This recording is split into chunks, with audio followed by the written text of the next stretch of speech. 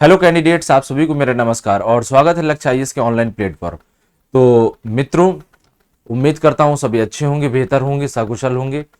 और हम लोग जिस प्लेटफॉर्म पर रोज लगातार मिलते हैं, रोज आप रूबरू होते हैं, कुछ बातें होती हैं, उस पर आज फिर से एक चर्चा का विषय है, उस पर हम लोग बात करेंगे। और ये चर्चा का विषय काफ़ी इंपॉर्टेंट है क्योंकि ये प्रीलिम्स के लिए भी है, मेंस के लिए भी है। चर्चा एक्चुअली ये है कि पहली बार भारत और अमेरिका की अंतरिक्ष एजेंसियों ने मिलकर के एक सैटेलाइट को लॉन्च किया, जिसका प्रोग्राम एक पूरा बनाया गया था। 2014 से उस प्रोग्राम को चालू किया जा रहा था और यह अपने आप में एक अभूतपूर्व सैटेलाइट है। क्या सैटेलाइट है ये तो आप लोग जान चुके होंगे। वो सैटेलाइट कौन सी है? सैटेलाइट का जो नाम है वो निसार है। निसार नामक एक सैटेलाइट, एक पूरे के पूरे प्रोग्राम का नाम है ये, उसको लॉन्च किया है और ये लॉन्च भारत से किया गया है। इसके बारे में जो जो मेन तथ्य है हमारे प्रीलिम्स के लिहाज से उन सभी को जानेंगे। जो मेंस के लिहाज से है वो पूरा का पूरा डेटा जिस तरह से हमने लिखा है वो पूरा का पूरा मेंस के लिहाज से होगा। आपको पता होगा प्रीलिम्स में साइंस एंड टेक में डायरेक्ट जो क्वेश्चंस आते हैं वो करंट बेस्ड होते हैं। और अगर साइंस एंड टेक में अगर हम बात करते हैं जीएस पेपर 3 में, तो इस तरह के क्वेश्चंस ही सबसे ज्यादा आते हैं कि निसार सैटेलाइट के बारे में आप बताइए, फिर निसार सैटेलाइट से होने वाले महत्व को बताइए, भारत और अमेरिका के बीच में हो रहे एग्रीमेंट्स में साइंस एंड टेक्नोलॉजी या फिर विज्ञान प्रौद्योगिकी को किस तरह से बढ़ावा दिया जा रहा है, ऐसे कौन से समझौते हैं जिसके माध्यम से विज्ञान प्रौद्योगिकी को बढ़ावा दिया जा रहा है। तो इस तरह के जो क्वेश्चन होते हैं वो मेंस में जाते हैं। तो चलिए हम लोग अपने टॉपिक को शुरू करते हैं, निसार सैटेलाइट को। तो पहली चीज तो आपको एक चीज पता हो जाना चाहिए, ये लॉन्च हुआ है भारत से और भारत का जीएसएलवी रॉकेट का जो है सीरीज F-16, जीएसएलवी F-16 से लॉन्च किया गया है। ये भारत की रॉकेट है और भारत से ही श्रीहरिकोटा से इसको लॉन्च किया गया है। न्यूज में क्यों है, अब इस पर हम बात करेंगे। तो देखिए करंट पर ये कई न्यूज़पेपर में आया है, कई लोगों ने ट्वीट्स भी किए हैं, इवन अमेरिका में भी ये करंट में आया। तो द हिंदू में इसको दर्शाया गया है कि निसार उपग्रह का सफलतापूर्वक कक्षा में स्थापित किया गया। इसरो और नासा का पहला संयुक्त उपग्रह अमेरिका और भारतीय विज्ञान समुदायों का साझा हित के क्षेत्रों में भूमि और बर्फ के विरूपण, भूमि के पारिस्थितिकी तंत्र और समुद्र क्षेत्रों का अध्ययन करेगा। क्या क्या अध्ययन करेगा? भूमि, बर्फ का विरूपण, भूमि की पारिस्थितिकी तंत्र का और समुद्र क्षेत्र का अध्ययन करेगा।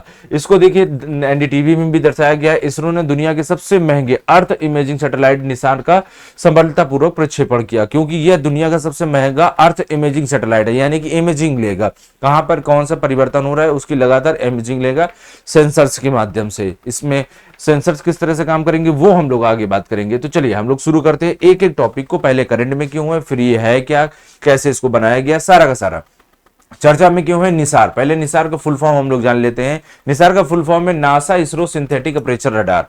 तो ये क्या है, एक प्रकार का रडार है। रडार किस तरह से काम करता है आप जानते हो, एक सर्कुलर फॉर्म में काम करता है। Aperture radar, synthetic aperture radar का मतलब होता है ऐसा रडार जिसके माध्यम से हम कुछ खास सिलेक्टेड एरियाज के बारे में अध्ययन करते हैं, उसे अपर्चर रडार कहते हैं। ये मिशन जो है 30 जुलाई 2025 को अभी हाल में ही श्रीहरिकोटा सतीश धवन अंतरिक्ष केंद्र से लॉन्च किया गया, सफलतापूर्वक लॉन्च किया गया। अब देखिए अभी इस बार आरओ में भी आपने क्वेश्चन देखे हो, पिछले प्रीलिम्स में यूपीपीएससी के प्रीलिम्स में भी आप देख रहे हैं कि डायरेक्टली अब आयोग क्या कर रहा है, डेट के बेसिस पर क्वेश्चन दे रहा है कि इस मिशन को कब से लॉन्च किया गया। तो मिशन को भी ध्यान रखना है कि कब से लॉन्च किया गया है। इस मिशन को कब लॉन्च किया गया है, 30 जुलाई को लॉन्च किया गया। कहां से लॉन्च किया गया? सतीश धवन अंतरिक्ष केंद्र से लॉन्च किया गया। कहां पर है?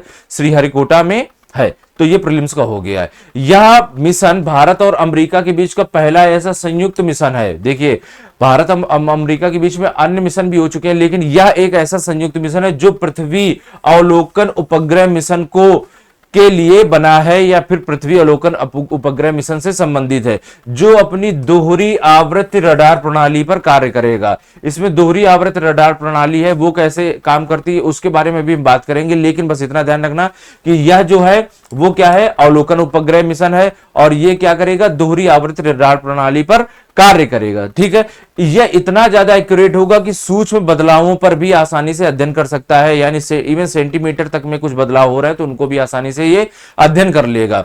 इसके बारे में अगर बात करते हैं तो यह मुख्यतः जलवायु परिवर्तन, आपदा प्रबंधन, कृषि, पारिस्थितिकी तंत्र के बारे में।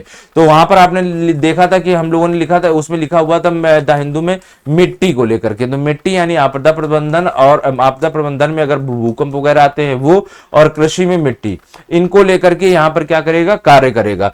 इसरो के अध्यक्ष वी नारायण ने इसे क्या बताया, भारत के अंतरिक्ष इंजीनियरों की, जो भारत के अंतरिक्ष इंजीनियर से उनका एक वैश्विक रूप में एक सफलता का प्रतीक बताया है। कि ऐसा कहा, उनका मतलब ये है कि ये इसरो के वैज्ञानिकों के लिए एक अभूतपूर्व सफलता है। इस तरह की सफलताएं हमको दशकों में मिलती हैं। खैर चलिए, इसके बारे में और भी इंपॉर्टेंट अब सेगमेंट पे हम लोग बात करेंगे। पहली बात तो निसार उपग्रह है क्या, इसको कैसे बनाया गया, ये मिशन कैसे शुरू हुआ है, इसके बारे में बात करते हैं। तो निसार उपग्रह जो है वो नासा और इसरो के द्वारा शुरू किया गया, या एक क्या किया गया, अवलोकन उपग्रह। अवलोकन उपग्रह का मतलब अभी हमने आपको बताया है। अब देखिए, इसको अमेरिका और नासा और इसरो के द्वारा शुरू किया गया। यह एक पहला उपग्रह है जो दोहरी आवृत्ति, मैंने अभी आपको बोला, ये वर्ड पहले ही बोला था, दोहरी आवृत्ति। दोहरी आवृत्ति प्रणाली क्या होती है, जिसमें अलग अलग दो आवृत्तियों के रेडियो तरंगों का उपयोग होता है। अलग अलग दो आवृत्तियां होती है, रेडियो तरंगें जो होती हैं वो अलग अलग आवृत्तियों की छोड़ी जाती हैं, जिसके माध्यम से किसी भी सरफेस या किसी एरिया के डेटा के बारे में हम आसानी से डेटा ले सकते हैं, उसकी जानकारी ले सकते हैं। और इसमें अगर हम देखते हैं कैसे आवृत्तियां निकाली जाती हैं, तो एक होता है इसमें एल बैंड और एक होता है एस बैंड।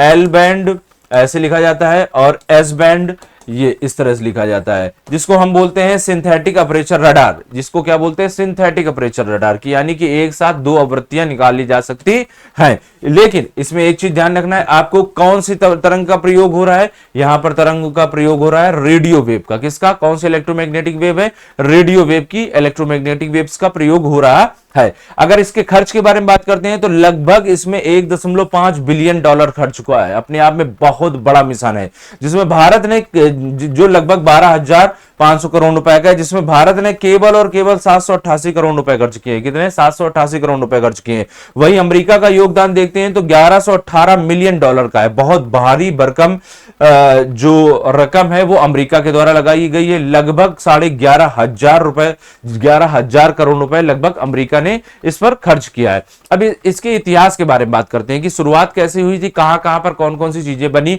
भारत में क्या बनाया गया, यूएसए में यानी नासा के द्वारा क्या बनाया गया और इसरो के द्वारा क्या बनाया गया। तो इसकी शुरुआत अगर हम बात करते हैं तो कब से हुई थी, 2014 से हुई थी। और 2014 में कहां हुई थी, 2014 में एक्चुअल में एक डील हुई थी, जो शुरुआत इसकी हुई थी 2007 के नेशनल रिसर्च काउंसिल में हुई थी। जो क्या हुआ था, जिसमें एक डेकाइल सर्वे आया था। डेकाइल सर्वे के अनुसार बताया गया था कि तीन हम लोगों को कौन कौन से, पहले विरूपण, पृथ्वी में लगातार परिवर्तन हो रहा है, आकृति आकार में जब परिवर्तन होता है उसको विरूपण बोलते हैं। रूप में परिवर्तन विरूपण कहलाता है, यानी कि बर्फ की आकृति में परिवर्तन होगा तो उसको विरूपण कहेंगे हम। समुद्र के जल स्तर पर परिवर्तन होगा उसको विरूपण कहेंगे। किसी माउंटेन का एल्टीट्यूड बढ़ेगा उसको हम विरूपण कहेंगे। कोई टोपोग्राफी इरोड होगी उसको विरूपण कहेंगे।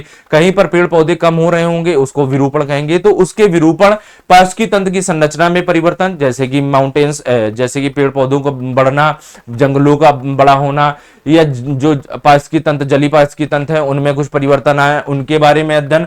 और बर्फ की गतिशीलता कि जो अंटार्कटिका और आर्कटिक क्षेत्र में, अंटार्कटिका क्षेत्र पर मिली जो बर्फ है उसका स्ट्रक्चर अभी कितना है, कितनी उसकी चौड़ाई है, कितनी उसकी मोटाई है, कितनी लंबाई तक फैली हुई है, और कितना लगातार पिघल रही है, या फिर उसको वो अपने आप में रीसेप भी कितना कर रही है। इन सभी का अध्ययन हमको करना है। तो ये देखा गया कि इन चीजों पर, जो तीन चीजें हैं, इन पर लगातार कमी आ रही, इस पे डेटा की कमी आ रही। तो ये ऐसा कहा गया था 2007 में।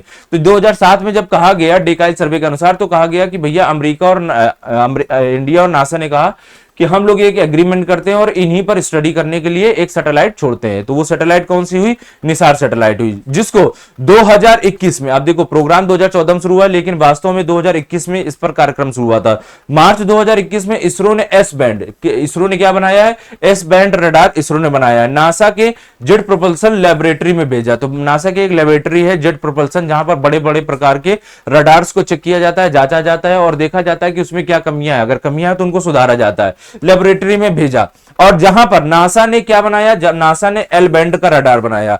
तो एस बैंड रडार किसके द्वारा बनाया गया, भारत के द्वारा। एल बैंड का रडार किसके द्वारा बनाया गया, नासा के द्वारा बनाया गया। तो दोनों रडार जब बन गए और इनको क्या कर दिया गया, एकीकृत कर दिया गया, एक साथ जोड़ दिया गया, यानी कि रडार का कार्यक्रम यहां से पूरा हो गया। फिर मार्च 2023 तक रडार पेलोड को जो रडार को पूरा का पूरा बना करके, दोनों रडारों को बना करके अगेन बेंगलुरु में भेजा, और बेंगलुरु में कहां भेजा, UR राव सैटेलाइट सेंटर में इसको भेज दिया गया, ताकि यहां पर क्या हो, परीक्षण हो, लगातार इन S और L रडार के को परीक्षण किया जाए और इसके माध्यम से पता चले कि इन दोनों बैंड्स में कोई प्रकार, किसी भी प्रकार की अगर दिक्कत हो तो इसको अभी भी सॉल्व किया जा सकता है। फिर अक्टूबर 2024 में नासा ने 12 मीटर का एक रडार एंटीना रिफ्लेक्टर बनाया। क्या बनाया, ध्यान सुनना, क्या बनाया, 12 मीटर का एक रडार का एंटीना रिफ्लेक्टर बनाया। ये देखिए ऐसे बना होता है, अभी मैं आपको मैं दिखा भी दूंगा। रडार एंटीना रिफ्लेक्टर बनाया और रडार एंटीना रिफ्लेक्टर को उन्होंने फिर से बना करके कहां भेज दिया, बेंगलुरु भेज दिया, जिसे C-130 कार्गो विमान के माध्यम से लाया गया भारत में, क्योंकि बड़ा था तो इसको लाने में थोड़ा सी प्रॉब्लम हो रही थी, तो इसको C-130 से भी पढ़ सकते हैं या 130 कार्गो विमान से भारत लाया गया अमेरिका से। इसके बाद मई 2025 में इसी साल उपग्रह को सतीश धवन अंतरिक्ष केंद्र में लाया जाया गया। अब पूरा का पूरा देखिए, एंटीना भी आ गया, बैंड्स भी आ गए हैं, सब कुछ बन गए हैं, तो अब पूरी सैटेलाइट बन गई। अब उसको कहां ले जाएंगे, सतीश धवन अंतरिक्ष केंद्र में।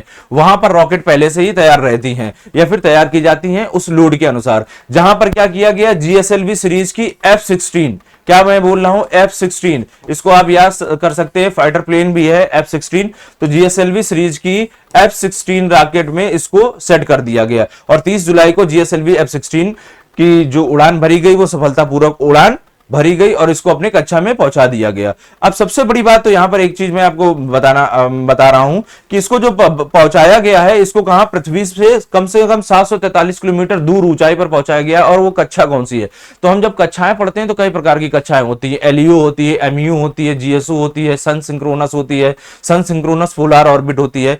तो इसको कहां पर भेजा गया, सूर्य समकालीन कक्षा में, यानी सन सिंक्रोनस ऑर्बिट में भेजा गया। सन सिंक्रोनस ऑर्बिट कैसी होती है, ये आप लोग देख सकते हैं।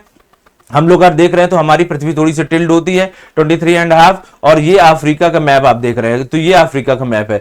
तो पृथ्वी तो वैसे नॉर्थ एंड साउथ ऐसे है, लेकिन ये चलती कैसे है, ये इस तरह चलती है, थोड़ा सा बेंड होकर के ध्रुवों के बीच में घूमती रहती है, इक्वेटोरियल रीजन पे नहीं घूमती है। जो जियो स्टेशनरी ऑर्बिट होता है वो ऐसे घूमता है, जिस पर हम लोग टीवी एंटीना वगैरह लगाते हैं, क्योंकि एक ही डायरेक्शन पे होता है, और ये ऐसे घूम रही है, लगातार घूमती चली जाती है। तो ये है सन सिंक्रोनस ऑर्बिट या सन सिंक्रोनस पोलर ऑर्बिट, जो 600 से 800 किलोमीटर की दूरी पर होता है। और हमारी सैटेलाइट कहां भेजी गई है, 743 किलोमीटर ऊंचाई पर भेजी गई है। अब इसके डिजाइन और तैनाती के बारे में थोड़ा सा बात करते हैं। तो डिजाइन और तैनाती के बारे में जब हम बात करते हैं तो इसके पहले आप एक काम करिए कि ये जो है, अगर आप में से कोई इसको स्क्रीनशॉट लेना चाहता है तो आसानी से ले सकता है। चलिए अब हम लोग बात करते हैं अन्य चीजों के बारे में। इसकी डिजाइन और तैनाती के बारे में सबसे पहले बात कर लेते हैं। तो निसार उपग्रह में कुछ खास तैनाती और डिजाइनिंग की बात करेंगे। तो पहली क्या है, रडार के बारे में बात किया। तो लगातार हम लोगों ने S और L बैंड के बारे में बात की, तो पहली बात करते हैं L बैंड के बारे में, जो नासा ने बनाया है। ये कितने हर्ट्ज का है, इसकी आवृत्ति 1.2 हर्ट्ज की है और इसकी तरंग दैर्घ्य कितनी है, लगभग 24 सेंटीमीटर तक की तरंग दैर्घ्य। इसरो ने S बैंड बनाया है और S बैंड कितना है, 3.120 हर्ट्ज तक का है और इसकी तरंग दैर्घ्य कितनी, वेवलेंथ कितनी है, 12 सेंटीमीटर तक की है, जो पृथ्वी की सतह से बादलों को और घने वनस्पतियों के बीच को भी ये स्कैन कर सकता है, कि अगर बादल भी आ जाते हैं तो उनको भी आसानी से स्कैन करके पृथ्वी के नीचे की जानकारी ले ले, वनस्पतियां जो घनी है उनको भी आसानी से स्कैन करके उनके नीचे जो भी चीजें जानना चाहता है वो आसानी से जान जाए। उसके बाद एंटीना के बारे में मैंने अभी बताया कि नासा ने लगभग 12 मीटर का एंटीना बनाया है, जो अभी भेजा गया है। अब चलिए इसके बारे में नेक्स्ट बात करते हैं, synthetic aperture radar. Radar system मैंने आपको पहले बता दिया, रडार जो है सिंथेटिक अपर्चर रडार है, जिसमें दो विभिन्न आवृत्तियां एक साथ काम कर सकती हैं किसी भी चीज को स्कैन करने के लिए या किसी भी चीज का डेटा गेट करने के लिए। अगर कक्षा के बारे में बात करें तो निसार को कहां भेजा गया है, लगभग 743 किलोमीटर दूर भेजा गया है, सन सिंक्रोनस पोलर ऑर्बिट में भेजा गया है, जो 97 मिनट में अपनी लगभग एक पृथ्वी की एक परिधि को या एक कक्षा पूरी कर लेगा, एक बार पूरा का पूरा सर्किल घूम लेगा, यानी एक चक्कर वो 97 मिनट में पूरा कर लेगा। अगर हम देखें तो पृथ्वी के लगभग पूरी भी पृथ्वी को स्कैन करने में इसको 12 दिनों का समय लगेगा और 12 दिनों में पूरे के पूरे पृथ्वी पर खासतौर पर 3 चीजों के बारे में, बर्फ की आकृति के बारे में, पारिस्थितिकी तंत्र के बारे में, पारिस्थितिकी तंत्र के साथ साथ हम लोग मिट्टी के बारे में और टोपोग्राफी के बारे में आसानी से अध्ययन कर सकते हैं विद इन 12 डेज में। अब समझिए, अब इतनी तेज काम करेगा, ये ऐतिहासिक इसी कारण है। अगर हम देखें तो इसकी अवधि को 3 वर्षों तक के लिए रखा गया है, यानी ये सैटेलाइट कितने सालों तक एक्टिवेट रहेगी, 3 सालों तक एक्टिवेट रहेगी।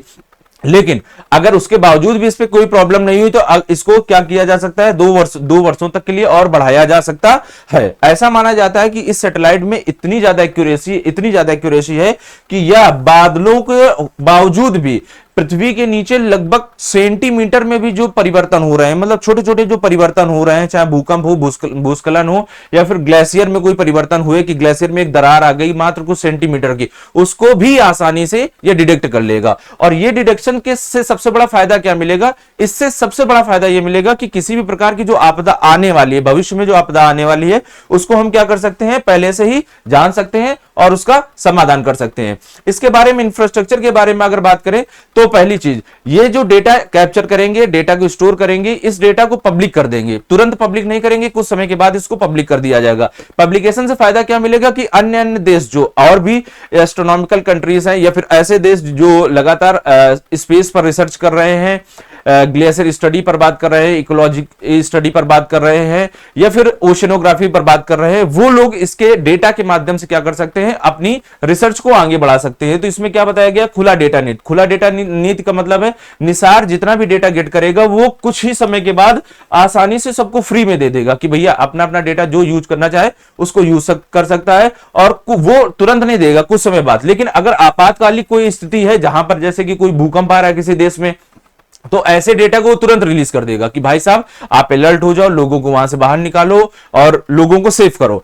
ठीक है, उसके बाद बात करते हैं डेटा डाउनलिंक की। तो डेटा डाउनलिंक का मतलब है नासा जो है, नासा का एक काम है कि नासा नियर अर्थ नेटवर्क के माध्यम से अलास्का, नॉर्वे और चिली जैसे बड़े बड़े क्षेत्रों पर भी डेटा को डाउनलिंक करेगा, यानी कि वहां तक डेटा को आसानी से पहुंचाएगा और उस पर स्टडी की जाएगी। लगभग एक दिन में 13 टेराबाइट डेटा तक को क्या कर देगा, प्रबंधित करेगा। एक दिन में माफ करिएगा 3 टेराबाइट डेटा तक को भी प्रबंधित करेगा, यानी कि इस पर आवागमन होगा, इतना ज्यादा डेटा संचालित होगा। भारत के बारे में अगर बात करें तो भारत इससे फायदा, भारत को एक्स्ट्रा क्या मिलेगा, भारत लगातार अंटार्कटिका पर अपनी रिसर्च कर रहा है और अंटार्कटिका पर अध्ययन करने के लिए इस तरह के सैटेलाइट की आवश्यकता थी। तो इस तरह के सैटेलाइट अंटार्कटिका से संबंधित किसी भी प्रकार की गतिविधि को भारत में आसानी से, जो गतिविधि हो रही है भारत को आसानी से उसके बारे में पता चल जाएगा इस निसार के माध्यम से, जिसमें भारत को कोई एक्स्ट्रा पैसा नहीं खर्च करना होगा। यह भारत के लिए अच्छा होगा।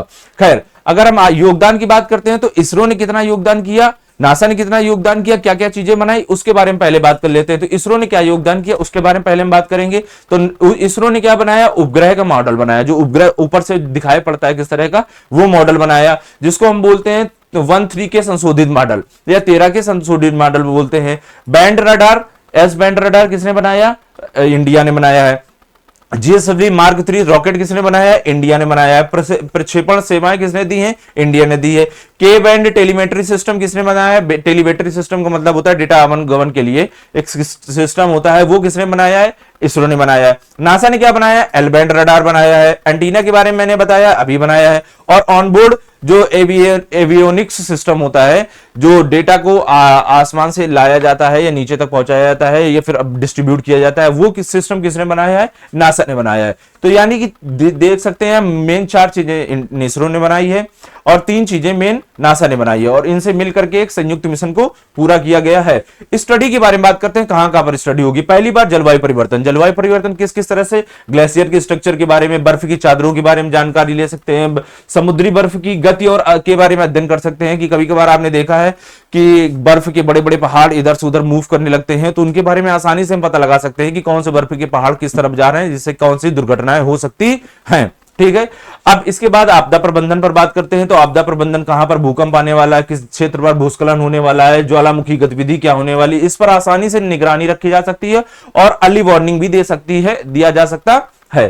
कृषि और संसाधन प्रबंधन के बारे में बात करते हैं। तो कृषि संसाधन में मिट्टी की नमी क्या है उसके बारे में जानकारी ले लेंगे, फसल में क्या वृद्धि हो रही है, जल संसाधनों की मानचित्रणकरण को दर्शा देंगे, जिसको हम बोलते हैं आजकल एडवांस एग्रीकल्चर या सैटेलाइट एग्रीकल्चर। आप सैटेलाइट के माध्यम से मिट्टी के बारे में पूरा सब कुछ जानकारी ले लोगे कि मिट्टी में कितनी नमी है, पौधे को क्या चाहिए, पौधे को क्या नहीं चाहिए, सूर्य की रोशनी कितनी पहुंच रही है, वहां पर पौधे को अभी कौन सा न्यूट्रिएंट्स चाहिए, पानी कितना चाहिए, कितना नहीं चाहिए, हवा का बहाव क्या है, पेस्ट आ रहे हैं कि नहीं आ रहे, सारी की सारी स्टडी एक ही बार में हो जाती है। पारिस्थितिकी तंत्र, जंगलों का आकार क्या है, आर्द्र भूमियों की अभी स्थिति क्या है, तटीय क्षेत्रों में क्या बदलाव आ रहे हैं, इनके बारे में भी आसानी से अध्ययन किया जा सकता है। इससे सबसे बड़ी बात कि जो विकासशील देश हैं, विकसित देशों के पास भी और भी ढेर सारी सैटेलाइट हैं, लेकिन जो विकासशील देश हैं लाइक इंडिया या अदर कंट्रीज जो डेवलपिंग कंट्रीज हैं, ऐसे देशों के लिए यह फायदा है कि वो लोग इस तरह के छोटे छोटे डेटा के माध्यम से ना सैटेलाइट भेजें, यानी सैटेलाइट वो खुद से नहीं भेज सकते हैं, फिर भी वो क्या कर सकते हैं, घर बैठे अध्ययन कर सकते हैं, अपने देश में अध्ययन कर सकते